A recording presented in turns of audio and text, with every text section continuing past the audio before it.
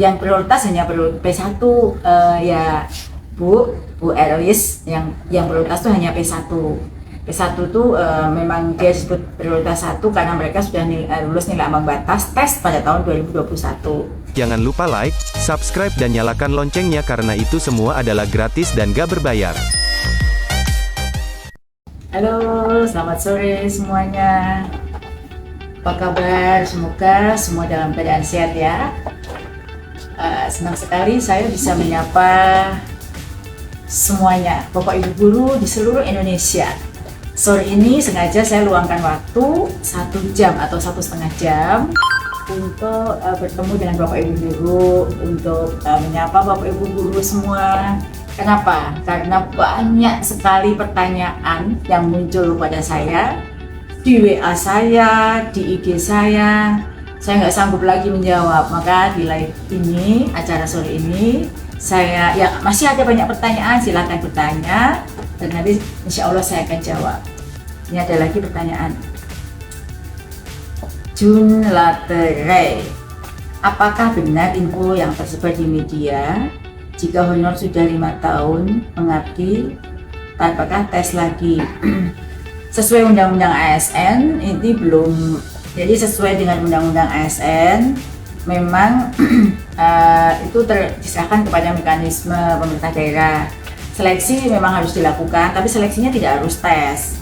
Misalnya seleksi kompetensi yang dilakukan untuk melihat apakah guru yang bersangkutan itu masih kompeten untuk menjadi guru dan lain sebagainya. Jadi ini tujuan dari tes ini adalah upaya untuk melakukan upaya pembinaan ya kepada guru yang bersangkutan.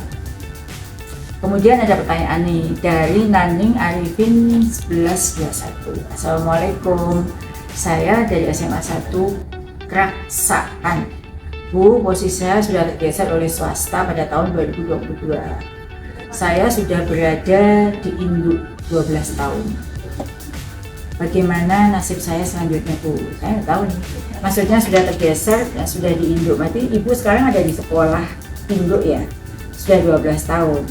Ya, tentu Ibu akan ikut seleksi di tahun ini. Kalau sekarang belum jadi P3K, tahun 2024 terbuka peluang kesempatan untuk ikut seleksi kembali, Bu.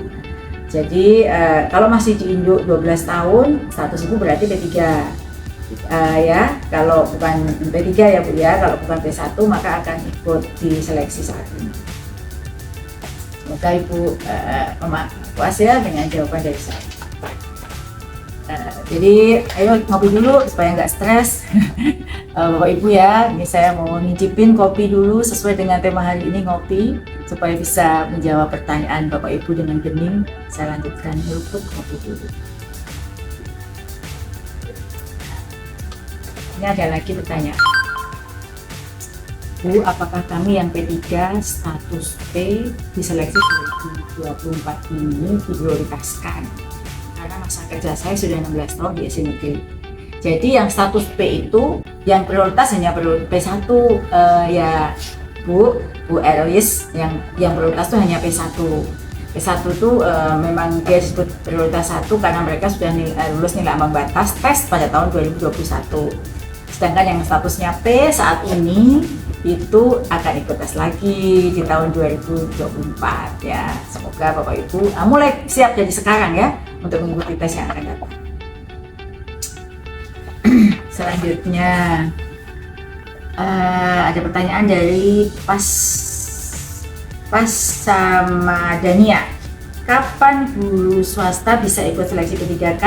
Ya, jadi guru swasta pun boleh ya ikut seleksi P3K saat tahun 2023 ini. Nah, tahun 2024 tentu kita akan susun lagi aturannya, tapi mengikuti mekanisme yang ada di tahun 2023, guru swasta bisa mengikuti seleksi P3K jika formasi yang dibuka sampai pelamar umum. Misalnya gini, jika kabupaten tertentu misalnya Sragen gitu ya, membuka formasinya sampai formasi umum.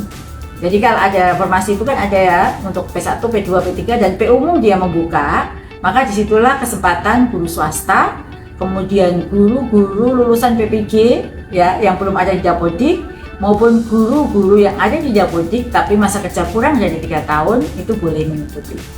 Nah, tentu ada mekanisme tertentu ya bagi guru swasta untuk ikut seleksi P3K.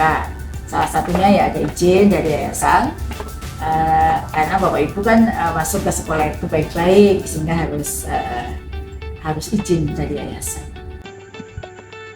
Dari yang telah disampaikan oleh Ibu Nunuk, ada beberapa poin penting yang perlu diperhatikan oleh calon pelamar P3K Guru tahun 2024. Yang pertama adalah bagi yang sudah mengabdi selama 5 tahun ke atas, tetap ikut tes dan tidak ada jalur khusus untuk diangkat begitu saja menjadi P3K.